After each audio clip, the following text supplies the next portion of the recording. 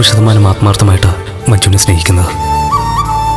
എനിക്കൊരു ഭാര്യ വേണം, അതിനുവേണ്ടി കൂടെ നിൽക്കണേ.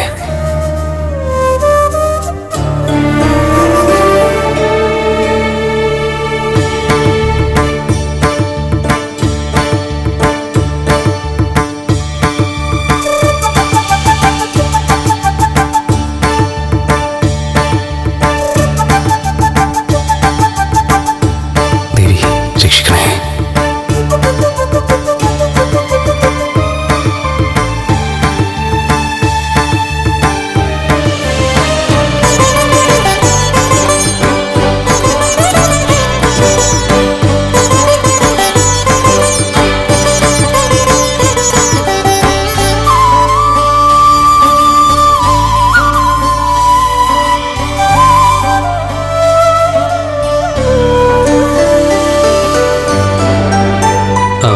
മഞ്ജു, ഞാൻ ഈ പ്രസാദം നെറ്റിയിൽ തൊട്ട് തരട്ടെ? അത്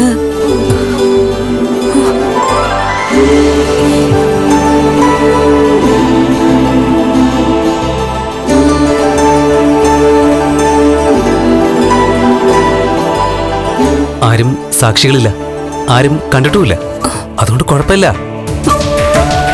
ഞാൻ പറയുന്നതിന് മുമ്പ് എന്തിനാ എന്റെ നെറ്റിയിൽ പ്രസാദം തൊട്ടത്? ഞാൻ വിളിച്ചപ്പോ ഒരു മടിയും കൂടാതെ മഞ്ജു ക്ഷേത്രത്തിലേക്ക് വന്നില്ലേ, അതും സെറ്റ് സാരിയൊക്കെ കൊടുത്ത്.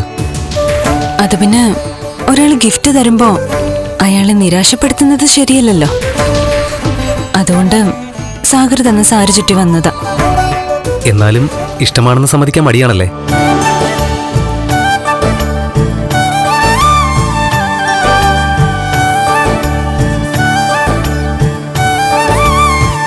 സാഗറിനോട് പറഞ്ഞല്ലോ, ഈ ജീവിതത്തിനിടയ്ക്ക് ഞാൻ എന്റെ മുറച്ചെറുക്കനെ മാത്രമേ സ്നേഹിച്ചിട്ടുള്ളൂ. ഒരിക്കലും അവന്റെ സ്ഥാനത്ത് ഒരു സുന്ദരനും എന്റെ ജീവിതത്തിലേക്ക് പിന്നെ കടന്നു വന്നിട്ടില്ല. അങ്ങനെയുള്ള അവൻ എന്നെ വഞ്ചിച്ചു എന്നറിഞ്ഞ നിമിഷം മുതല് എനിക്ക് അവനോട് വെറുപ്പാ. അവനോട് മാത്രമല്ല, എന്റെ ഈ ജീവിതത്തോട് പോലും. മഞ്ജു എന്താ അങ്ങനെയൊക്കെ പറയുന്നേ?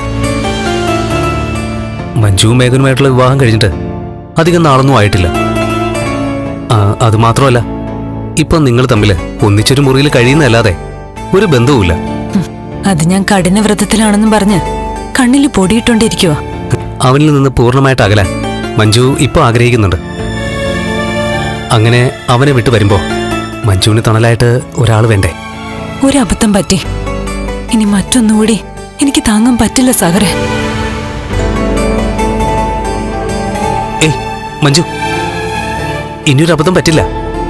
ഞാനിപ്പോ ഭഗവതിയോട് പോലും പ്രാർത്ഥിച്ചത് എനിക്ക് നല്ലൊരു ഭാര്യയെ കിട്ടണമെന്നും നല്ലൊരു കുടുംബം ഉണ്ടാവണമെന്നാ.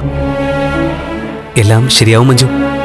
ഇത് ഞാൻ അമ്പലം നടയിൽ ഭഗവതിയുടെ മുന്നിൽ വെച്ചാ പറയുന്നത്. ഒരിക്കലും ഇനി ഞാൻ വാക്ക് മാറ്റി പറയില്ല, ചതിക്കില്ല. പിന്നെ ഒരു സത്യം പറയട്ടെ, ഈ സെറ്റ് സാരിയിൽ മഞ്ജു അതിസുന്ദരിയായിട്ടുണ്ട്. സത്യം പറഞ്ഞ ഒന്നിച്ചു നിന്നൊരു ഫോട്ടോ എടുക്കണമെന്നുണ്ട്. അതൊന്നും വേണ്ട. വേണ്ടെങ്കിൽ വേണ്ട, എന്റെ ഒരു ആഗ്രഹം പറഞ്ഞതേ ഉള്ളൂ. ശരി, സാഗർ വരാൻ പറഞ്ഞപ്പോ ഞാൻ വന്നു.